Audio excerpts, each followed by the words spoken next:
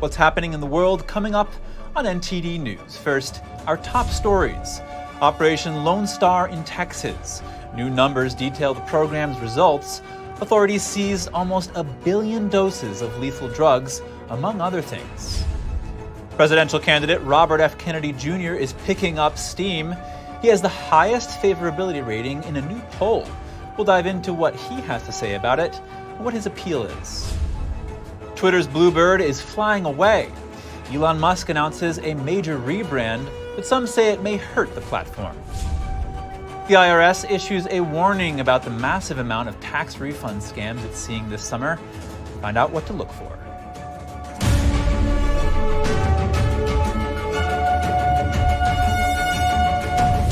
Welcome to NTD News Today.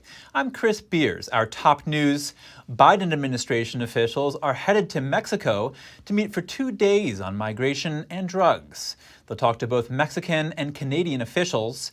Biden's Homeland Security advisor is leading the delegation. Other senior officials from the state, justice, and Homeland Security departments are joining her, as well as officials from the White House Office of National Drug Control.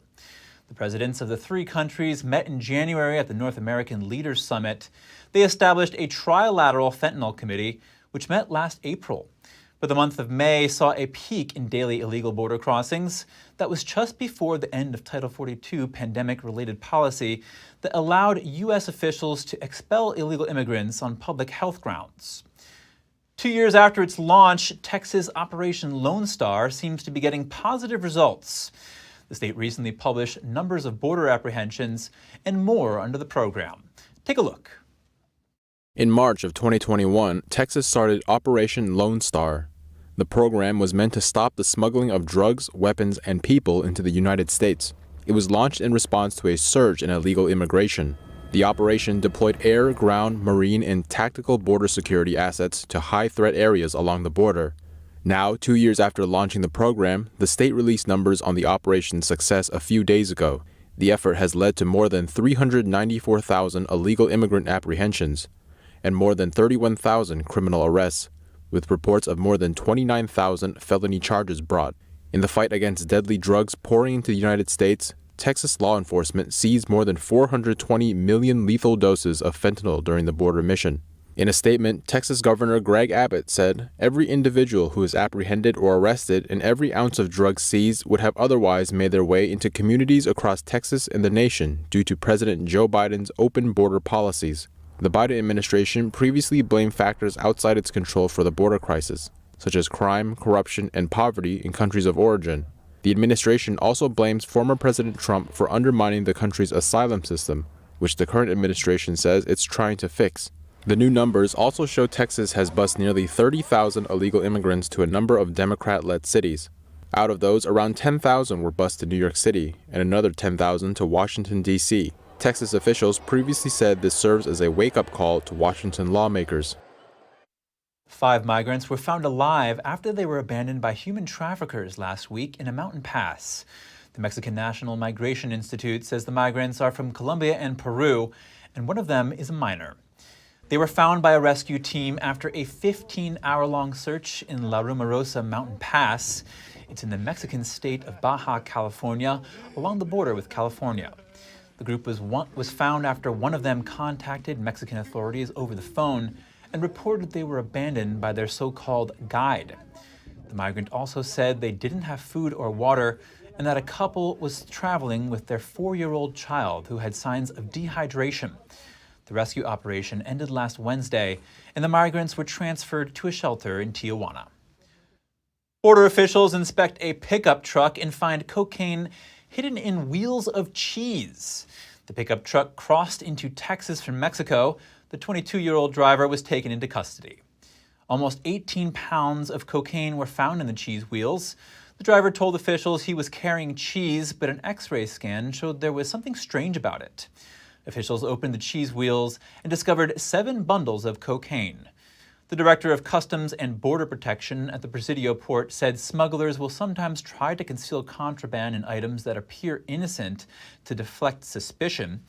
Last month, officers seized 146 pounds of cocaine hidden in an ice cream maker at the El Paso border crossing. Presidential candidate Robert F. Kennedy Jr. discussed his campaign for president on Fox News. He compared what he has faced to former President Trump's experience. It's interesting to me because I've been really, slammed in a way that I think is unprecedented, even more than President Trump was slammed by the mainstream, by the corporate media. He went on to comment on a Harvard-Harris poll that says he has the highest favorability rating of all presidential hopefuls for 2024. He said he doesn't know how people are still able to receive his message despite media censorship. He said it could be through podcasts or social media. He said he would definitely not vote for himself if he believed the news provided by the mainstream media. Kennedy commented about the poll results via Twitter. He questioned if the mainstream media would intensify the attacks against him. He suggests a new era of civil, respectful, and substantive political discourse. What's behind this Kennedy's high favorability rating? And what's the latest on his campaign? I spoke with Epoch Times reporter Jeff Louderback for an update. Jeff Louderback, thank you for coming back on the show. Thank you for having me. Jeff, tell us about this new Harvard-Harris poll as it relates to RFK Jr. Well, last month, there was a poll done that showed he had the highest favorability rating of any presidential candidate. The Harvard-Harris poll that came out July 23rd said the same thing. He has a favorability rating, I believe, of 47%, and that's above President Trump and President Biden and also Ron DeSantis. And what's behind this high favorability rating? Well, since he announced his candidacy back in April, he's gotten support from conservatives, from liberals, from progressives, from moderates, from independents. And that seems to be continuing, even though it's been a few months into his campaign. And he appeals to a wide spectrum of people. And that's that just it's in addition to the Kennedy name, it's just his stances, which, some of his stances appeal to conservatives, some appeal to Democrats. Okay. So, whenever Donald Trump takes some major political hit, like getting indicted, he seems to raise a lot of money. Are we seeing anything like that happening with RFK Jr. after all the criticism he took for his testimony in Capitol Hill? Yeah, well, it's in different ways, and you're absolutely correct. It just galvanizes President Trump's base. And that's the same with RFK Jr. He gets chastised and criticized for his stances on vaccines. He had the hearing, July 20th on Capitol Hill, and it was a hearing about censorship, and the Democrats were trying to censor him at the hearing on censorship. And he raised quite a bit of money during the time he was doing that testimony. And tell us about the significance of that testimony. Well, he even discarded his written statement to defend himself against the charges of anti-Semitic comments that the New York Post reported, I believe a week ago today. And he has vehemently denied those charges, and he talked about the hypocrisy of the criticism he got. And so that really defined his testimony. And you're covering a few RFK Jr. events this week. Can you give us an update about what you're looking at? Yeah, well, he has a live stream event tonight called Heal the Divide, and that's his campaign focus and being a unity candidate. And it's working so far. I mean, he's behind in the polls to President Biden, but he has support, widespread support, as I mentioned, from Republicans and Democrats and independents alike. And then tomorrow, in a previously planned event, he's speaking, it's at a Jewish facility or a Jewish center, and he has the support of the rabbi there who's came out and said that RFK Jr. is not anti-Semitic. So that's just ironic that that's happening at a time when he's facing those allegations. Jeff Louderback, thank you for joining us. Thank you.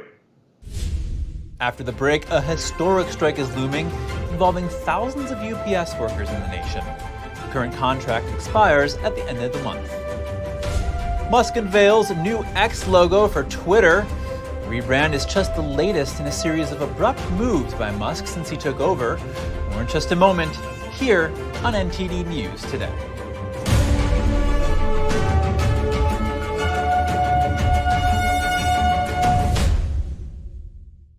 Did you know ESG is impacting every part of your life? From rising gas prices to global food shortages to out-of-control inflation, even losing your freedom of speech and being censored on the internet. It's all being driven by ESG ideology. Who's in control? What can you do about it? Find out in The Shadow State, the first documentary exposing ESG. The ESG movement of governments and corporations operates in the shadows. Only the light of truth can expose it. Watch The Shadow State documentary, streaming now. Tired of scrolling Netflix? Trying to find something that's worth watching? Want to skip the censorship in mainstream media? Well, now you can with Epic TV. New exclusive content every day with over 100 never-before-seen movies, films, and documentaries. Available and streaming now at your fingertips. For a limited time now, you can get 60% off Epic TV by subscribing or upgrading to a yearly plan. Plus, get an additional $10 credit to rent featured movies on Epic Cinema today. Skip mainstream narratives and find quality family entertainment from the comfort of your very own home. Say no to big tech and subscribe to Epic TV.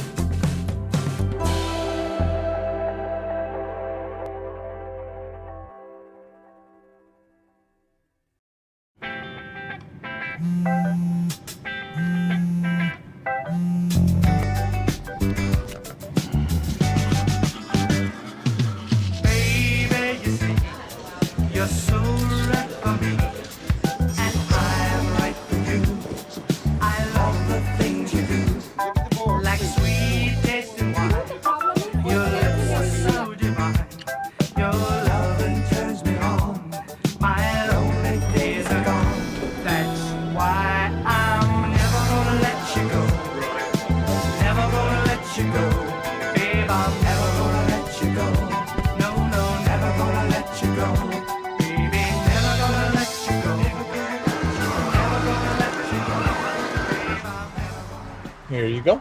Thank you. Thank you.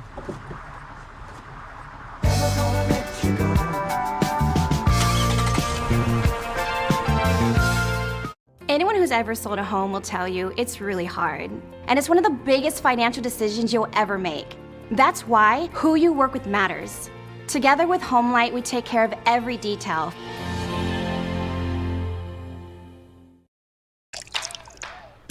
You're not gonna get it all right. Just make sure you nail the big stuff. Mama! Like making sure your kids are in the right seat for their age and size. Get it right at nhtsa.gov/the right seat.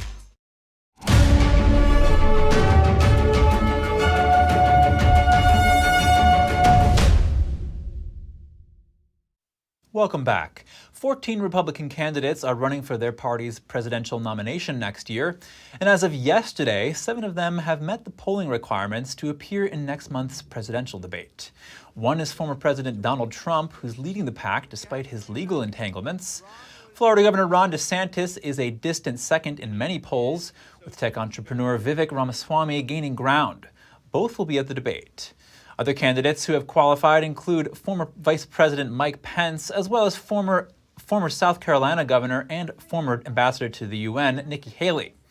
Senator Tim Scott of South Carolina plans to be on the debate stage, as well as former New Jersey Governor Chris Christie.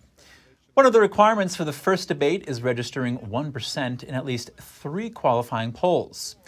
The Republican National Committee sets the rules for that. As for the other 7 candidates, it's unclear if they will meet the threshold when the debate is held August 23rd in Milwaukee, Wisconsin. Twitter is losing its well-known blue bird logo. On Sunday, Twitter owner Elon Musk revealed that it will be replaced with an X. The X was projected onto Twitter headquarters. Here's a social media analyst weighing in. I think in changing the logo from Twitter to something different, and in the X logo, it is completely different. There's no cute animal. It's a different color scheme. It's really going to have a totally different appeal. And I think they're throwing the baby out of the bathwater here, and they're losing ultimately a lot of credibility that Twitter has built up over the last 10, 15 years, and then the last few months really. What they should have been doing, I think, is just rewinding rather than rebuilding. And that's kind of what we're seeing now with the new rebrand. Benvie says the launch of the rebrand is too dark and could limit Twitter's mainstream appeal. He said Twitter has held its ground despite challenges from competitor social networks, but it should work to improve and expand its strengths rather than worry about rebranding. He says that many issues the social media app has faced over recent months will remain no matter the logo. Twitter's owner and its CEO have both talked about the rapid rate of new feature launches, like changes to audio, payments, and connectivity. Changing the logo seems to be aimed at aligning it under Musk's other ventures, like SpaceX. Here with me live to discuss this is NTD Business's Don Ma. Did Twitter change its logo? Yeah, as you mentioned just now, Elon Musk and Twitter's CEO changed the logo for the social media platform today. It's basically the letter X now instead of a bird, as you reported. It appears for now, though, this replacement for the familiar iconic blue bird is not throughout the whole platform just yet. Musk's Twitter handles display the X logo, but it's not all visible throughout the entire platform.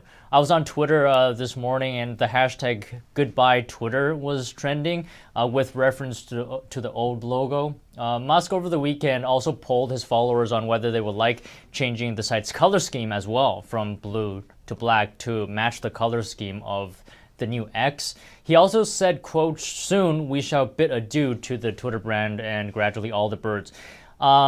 As well, he also suggested in a post that, in a letter that a post should be called an X instead of a tweet. The X started appearing at the top of the desktop version of Twitter as well. And why is he changing this logo in the first place?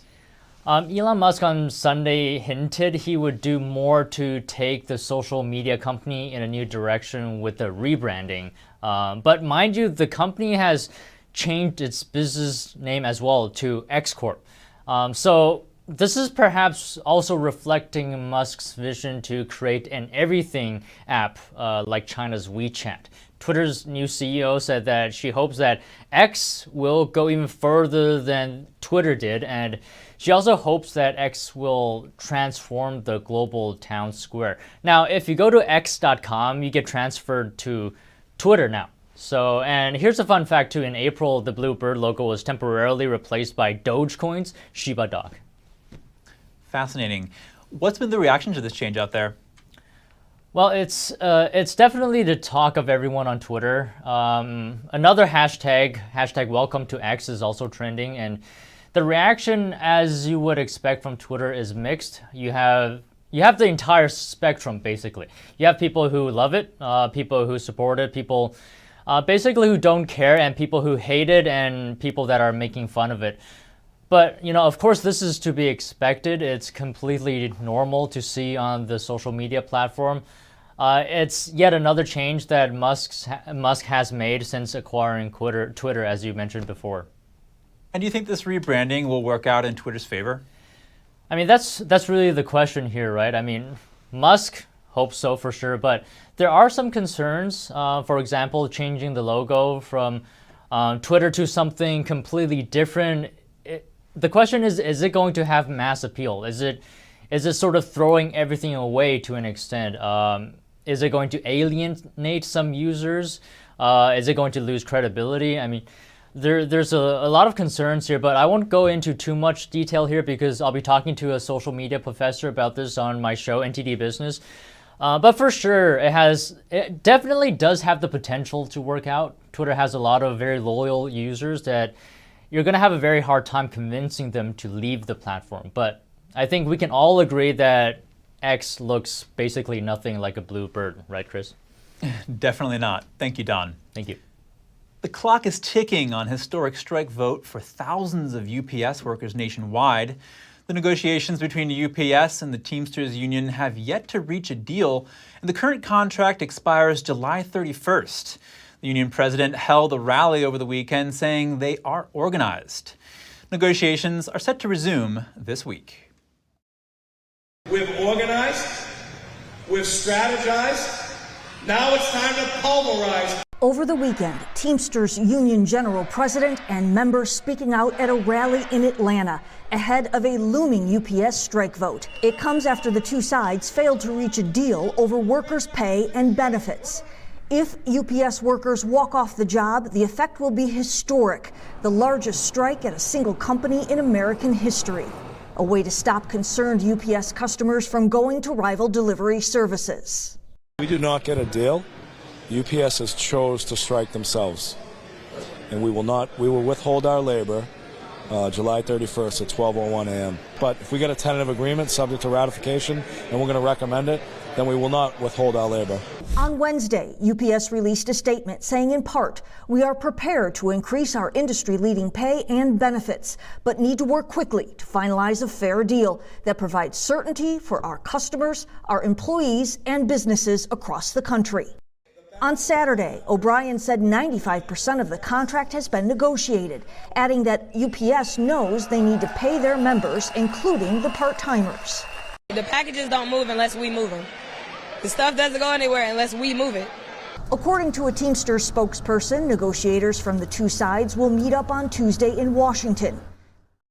The IRS has issued a warning about multiple scams involving tax refund and pandemic-related payment schemes. The agency warned extra caution. The agency said the scams are riddled with spelling errors and awkward phrasing, but consistently try to entice people to click on a link. The IRS highlighted 5 main scams, but says the economic impact payment scheme scam is the highest volume email scheme the IRS is seeing. In this scam, emails are sent to taxpayers making claims they are eligible for a third round of economic impact payments, like the payments given to taxpayers during the COVID-19 crisis. Scammers are also using traditional mail. One scam involves a mailing that arrives in a cardboard envelope from a delivery service. The enclosed letter includes the IRS masthead and wording that the notice is in relation to an unclaimed refund. Amazon has announced new plans to build a $120 million satellite processing plant in Florida. The building will be used to help provide over 3,000 satellites. It will be located at the former site of NASA's Launch and Landing Facility. It's expected to be finished in late 2024. The satellites will form a worldwide network of high-speed internet. Satellite launches are set to begin in 2025. Nearly 80 launches for that purpose have already been booked. When we return, air raid sirens announced during an evacuation drill in northern Taiwan. The event was held in preparation for a potential invasion by Beijing. And ties deepen between the U.S. and Australia as Sydney Harbor becomes the USS Canberra, the first U.S. Navy ship to be commissioned in a foreign port. We'll have the details soon when we return.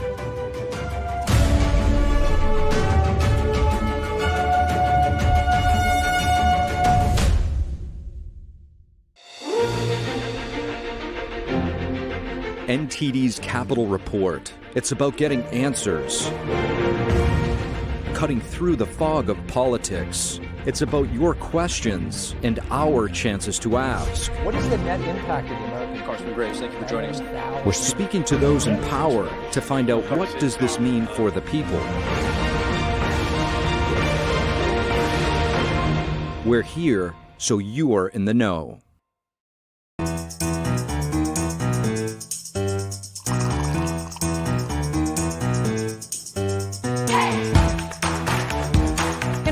I'm Evelyn Lee. And I'm Kevin Hogan. The stories that need to be told, the voices that need to be heard, the truth you need to see. Get unbiased and in-depth news. Don't miss a beat. I'm Stephanie Cox. At NTD, we're here for you.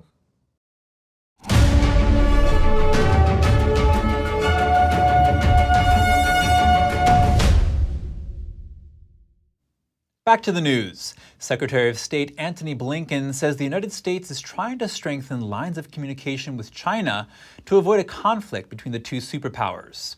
Blinken spoke to CNN on Sunday. He says it's important for Washington to stabilize its relationship with Beijing. I was very clear with my Chinese counterparts. We will continue to do and say things that China will not like, just as they're going to continue to do and say things we won't like.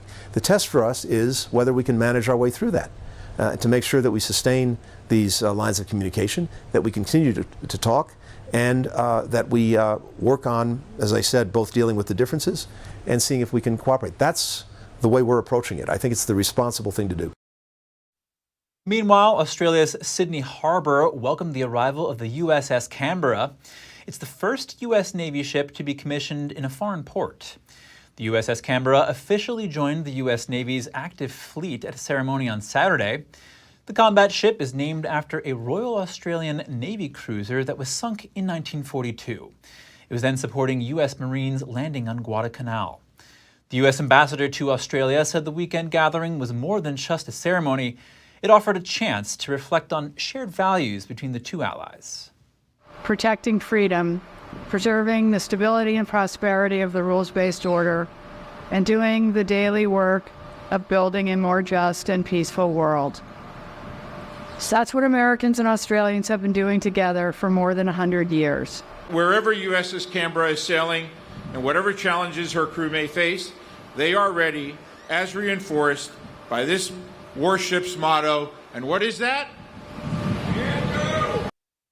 The ceremony came amid biannual U.S.-Australia military exercise known as Talisman Sabre. The two-week event is being held across Australia and involves simulated land battles, air battles, and amphibious landings. That's as concerns grow over Beijing's influence in the region. As tensions rise with Beijing, Taiwan held its annual air raid drills in its northern cities today. The drill is designed to practice defense against a possible invasion by Communist China. I think the war could really happen, and when it happens, the situation will be quite different from the drill. I feel that everyone is doing their best to be accommodating, so I don't know what it would be like in case war really happens. As the sirens sounded, towns and cities, including the capital Taipei, were closed for up to half an hour. Police directed passers-by and cars to take shelter by the roadside. Residents were told to stay indoors. A series of military drills will be carried out across Taiwan this week as part of an annual military exercise. Just days ahead of the event, China sent nearly 40 warplanes towards the island. Beijing claims Taiwan is a breakaway province and has threatened to annex the island by force. That's despite never having ruled the democratic island. The Biden administration is considering new controls on the semiconductor chip industry in the tech war with China. This could have a huge impact, according to Anders Core, publisher of the Journal of Political Risk and principal at Core Analytics. I spoke with him to find out more. Anders Core, thank you for joining us again. Thank you. Anders, first of all, tell us about the significance of these chips. Chips are going to power increasingly everything in the future, whether it's military technology, artificial intelligence. They're very, very important we see on the battlefield of Ukraine already that there's chips are being used in everything from drones to missiles. And why is the Biden administration considering new controls and outbound investment restrictions on the chips industry? China is increasingly belligerent. Russia is obviously belligerent in Ukraine. So the Biden administration is trying to limit the chips that these two countries and some other adversary countries receive and can use on the battlefield or elsewhere, even their economies, because it's strengthening their economy, although they don't say that. And how could this technology be used on the battlefield? The chips go into, for example, GPS systems, decisions. When you have loitering munitions, which are basically drones that hang out in the sky looking for a target. When they find a target, they attack. Some of these munitions don't have a person in the loop. They just have a signature that they're looking for. For example, a visual signature of a tank. When they see it, they attack it. Now, the New York Times called the potential of these controls an act of war. What do you make of that? China's biggest exports now, imports. China's biggest imports now, more than oil, are chips. So it's a very important part of China's economy. They make electronics. Chips go into everything from toasters to cars. You get hundreds of chips in some consumer electronics products. It's the future of AI. So China really needs these things. And export controls, especially when it's coordinated with countries like Japan, Netherlands, and Taiwan, will have a serious impact on China's economy and future military abilities. And there are some companies that are lobbying against these export controls. What do you say to them? They want to prioritize profits over national security. And I think that's ethically inappropriate when we're dealing with totalitarian and genocidal regimes like Russia and China. I think they need to see the bigger picture in terms of ethics, national security, and follow the lead of the voters, basically, the U.S. government. And you've compared these controls to the U.S. embargo of oil on Japan before the bombing of Pearl Harbor. Are we really in a 1941 type situation? That's the concern. We could be. We don't want to risk being in a 1941 situation, although we're being forced to risk that because of China's belligerence. So we need to put controls on China, and those controls may cause a war. I mean, we have to realize that, but there's really no other way around it. We can't allow China to get stronger. Andres Cora, thank you very much. Thank you. And if you have any news tips or feedback for the show, don't hesitate to email us at news.today@ntd.com. Coming up, Russia says Ukraine launched terrorist drone attacks on Moscow. However, it says it will still achieve its war aims amid the attacks. And Israeli lawmakers move forward with the plan to overhaul the country's courts despite the widespread protests. More shortly here on NTD News Today.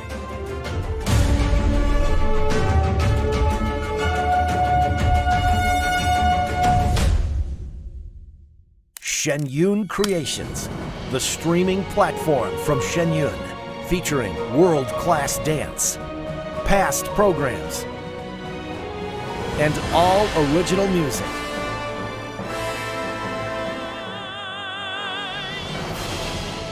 Masterclasses, behind the scenes, comedy, and more. Explore shenyuncreations.com. It's just clear as day. The media, whether it's broadcast, cable, or print media, has become extremely biased.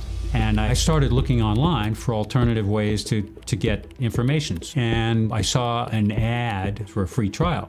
And I looked at it and I said, Epoch Times. I mean, come on, this is end of days type of stuff. I mean, what are they going to be talking about here? And I said, well, it's a free trial. Let me dig in.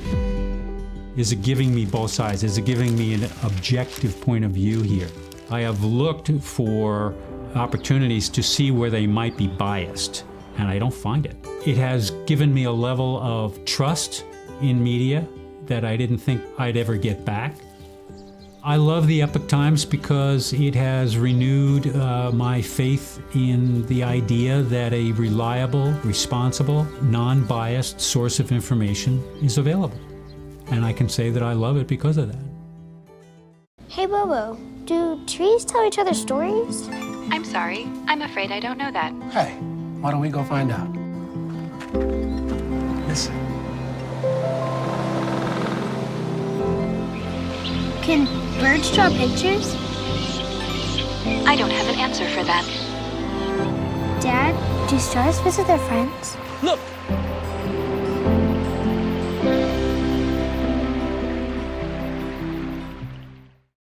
Stay tuned to get 2 rolls of alien tape free. You wouldn't stick your mother-in-law on the wall, but you could with alien tape. It just sticks. Just peel and stick to make anything stay in place quick. Brick, pavers, marble, tile, plastic, even leather. Nothing works better than alien tape.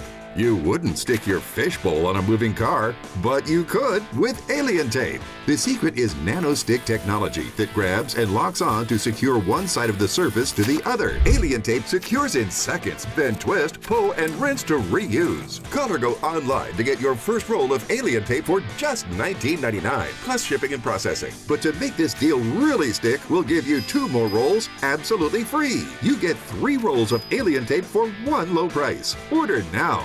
To order, call 1-800-490-1364 or go to tryalientape.com. So call 1-800-490-1364 or order online at tryalientape.com.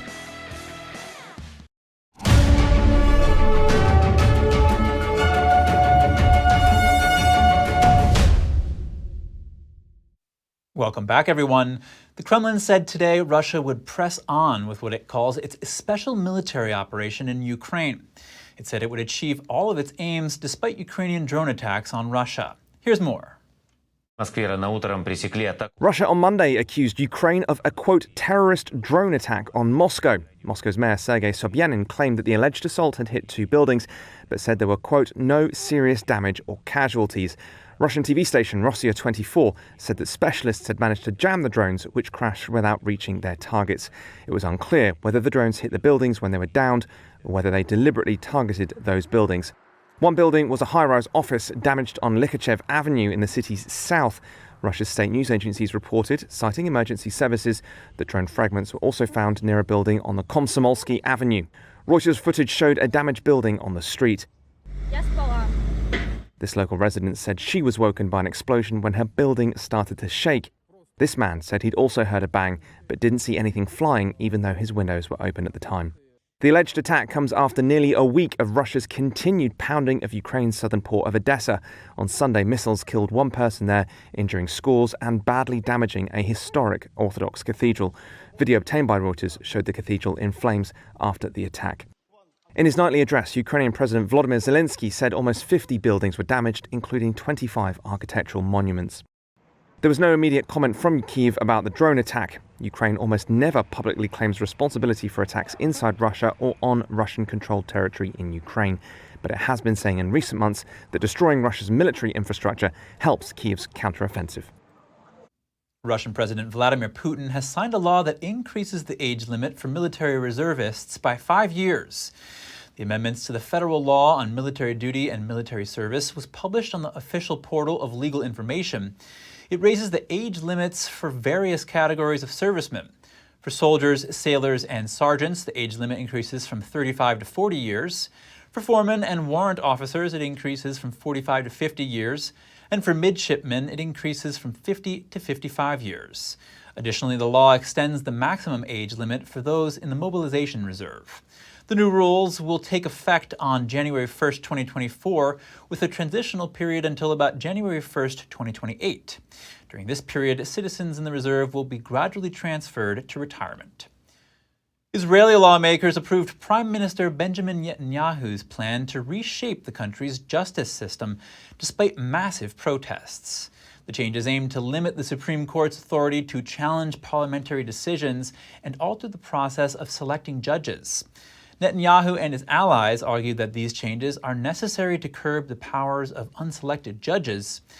The Justice Minister Yariv Levin, the architect of the plan, hailed it as a significant step in overhauling the judiciary, which he says has too much power. However, protesters and those in opposition say the overhaul is a power grab driven by Netanyahu's personal and political grievances, especially as he faces corruption charges. With lawmakers opposed to the measure absent, it passed with a vote of 64-0. Climate activist Greta Thunberg was forcibly removed by police from a protest in southern Sweden today. The 20-year-old Thunberg rallied protesters in Malmö, Sweden, just hours after being fined by a local court for a similar offense last month. Recognized for her weekly climate strikes at the Swedish parliament, she faced charges for blocking the path of oil trucks at Malmö Harbor on June 19th. Although she admitted to defying the police order, she pleaded not guilty, saying she acted out of necessity, advocating for urgent climate action. As a result of the court's ruling, Thunberg was ordered to pay 1,500 Swedish crowns, or about $140. She had to pay about $100 more to the Crime Victims Fund. The fine was determined based on her reported income. The maximum sentence for disobeying a police order could have been 6 months in prison. Coming up, discarded food products are often still edible. Much of it ends up in landfill every year. A food bank in Darwin, Australia sells salvaged food to those in need. And orcas are ramming into human boats, and it's making scientists scratch their heads. Why are they doing that? We'll be back with an in-depth look soon here on NTD News.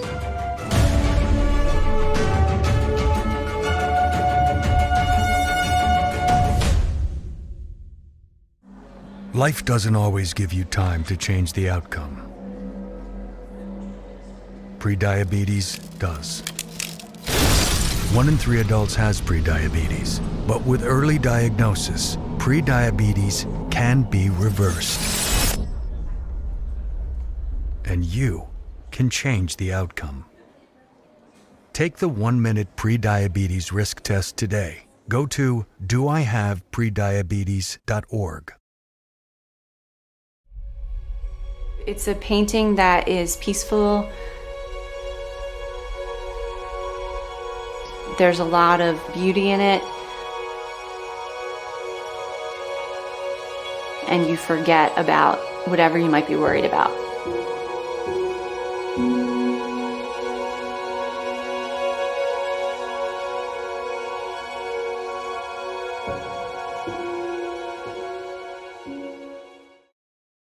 My dad's name was David. He always talked about getting life insurance, and now it's too late. No one was expecting my husband Dave to suffer from a heart attack. We didn't have life insurance. We thought we had more time.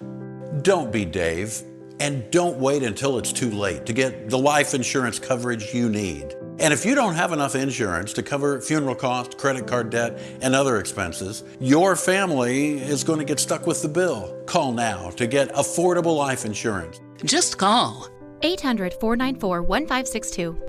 If you're over 50, you can't be turned down for this insurance, regardless of your health. Plus, there's no medical exam, no health questions. Your rate will never go up. Your coverage will never go down. And rates start as low as $5 a week. Remember, don't be Dave. Call now. Call now. 800-494-1562. One single person is sometimes all it takes to change the course of history. With courage and great effort, our ancestors built the pillars we stand on today, leaving us a legacy of art, music, and wisdom. At the heart of almost every culture is our relation and connection with the divine. Today, their profound contemplations, beliefs, and great sacrifices have at times become misunderstood and even ridiculed.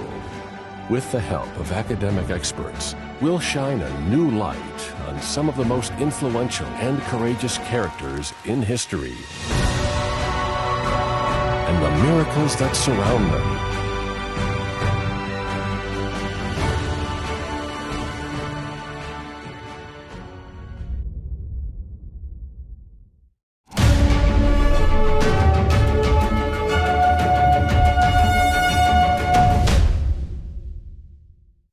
Welcome back. A timely rescue in Ohio after a police helicopter located a missing 4-year-old. The child was finally reunited with his loved ones. The moment of relief for his family was all caught on camera on Thursday. Ohio State Patrol sent out its aviation crew to help locate the child after he was reported missing in Greene County. In the aerial footage taken, you can see the aviation crew spot the child in a field. They then helped lead researchers to him. And then you see the heartwarming moment of the adults running up to hug the little one. tons of perfectly edible food products end up in a landfill every year. Now an organization in Darwin, Australia is on a mission to save produce that would otherwise end up in the trash. NTD's Andrew Thomas has the details on the salvaged food. These food bank trucks are on a critical mission. They perform their weekly rounds to save food from ending up in a landfill. Today, Trevor Dugdale is on the road. We've got the city run, so we'll be heading off to some retail stores within the city to pick up our groceries. Trevor and his co-worker Joyce stop at multiple store loading bays to salvage food. So the quality's not too bad. It's still quite edible. You just cut off, I guess, the bits that you don't want to eat, and away you go.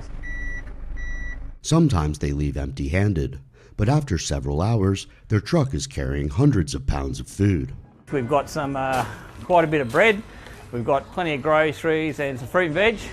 During the weekend, people can come to the organization's shop to get more affordable salvaged food. Pre-COVID, we were sitting on around about 35,000 meals a month we were providing food for. I think currently we're sitting on about 54,000.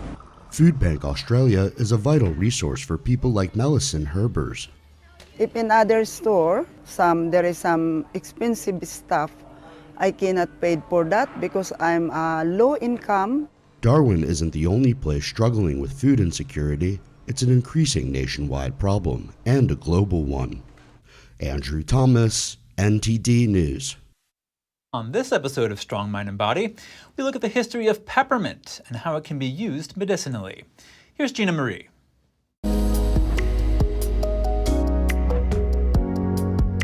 Peppermint is widely used for its culinary, medicinal, and aromatherapeutic properties. It represents a group of perennial herbs that includes 18 species and 11 hybrids. The most known are peppermint, wild mint, and spearmint. Today, mint is known primarily for its refreshing taste and aroma. However, in ancient times it was recognized for its numerous health benefits. In ancient Egypt, Greece, and Rome, mint was used to treat indigestion. It was also used to soothe the stomach. Peppermint leaves have been found in Egyptian pyramids dating back to 1000 BC. In the Middle Ages, peppermint was used to polish teeth. It was also used to keep rats and mice out of stores. By the 18th century in Western Europe, peppermint was used for nausea, morning sickness, vomiting, menstrual disorders, and respiratory infections. Mint was listed in the London Pharmacopoeia in 1721 as a remedy for colds, headaches, sores, and venereal disease. Mint was also acknowledged for its ability to interact with the central nervous system.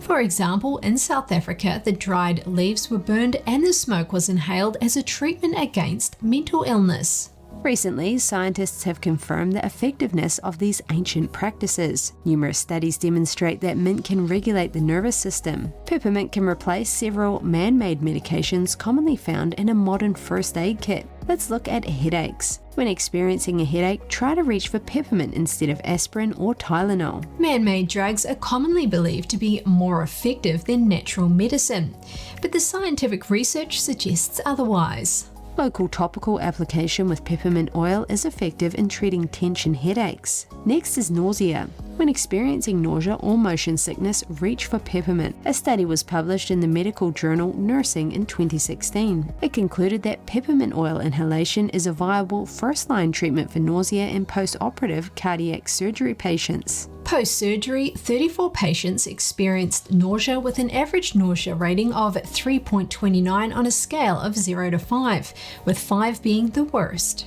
2 minutes after inhaling peppermint oil, the average nausea rating dropped significantly to 1.44. Next is constipation. When experiencing constipation, reach for peppermint. Enteric-coated peppermint oil capsules were reported as safe and effective in the treatment of irritable bowel syndrome. That was according to a study in the Journal of Gastroenterology. So, when to use peppermint? Peppermint has been shown through scientific studies to be useful in the following ways: headache relief, pain reduction, increased alertness, decreased anxiety and fatigue, relief from nausea, relief from constipation, relief from coughing, and improved sleep. The best options for a first aid kit included diluted peppermint essential oil, aromatherapy, and capsules. These remedies can be made at home or purchased pre-made. case you needed more encouragement to improve your health, a new unpublished study presented Monday shows that adding certain healthy habits could help you live longer. Authors of the study looked at health and wellness behaviors of nearly 720,000 U.S. military veterans. They were all between the ages of 40 and 99. The authors found that incorporating 8 specific lifestyle habits by 40 could increase your life by 24 years. Those healthy habits include exercise, eating a healthy diet, reducing stress, sleeping well, and fostering positive social relationships. On the flip side, they didn't smoke, drink too much, or become addicted to opioids. If you're already older than 40, it's not too late for you to adopt the habits. The study found that if you start at 50, you could still prolong your life by up to 21 years. And if you start at 60, you could add 18 years to your life. The study was presented at Nutrition 2023, the annual meeting of the American Society for Nutrition. A strange occurrence has baffled scientists and ship captains. A series of orcas have been found ramming into boats off the coast of the Iberian Peninsula. He's going for it. Oh my God. This viral video shows an orca bumping a yacht off the coast of Spain. It's behavior that has perplexed scientists, and a recent series of incidents like this has the internet joking that killer whales are rising up against wealthy yacht owners. So what's really happening here? What are the orcas up to?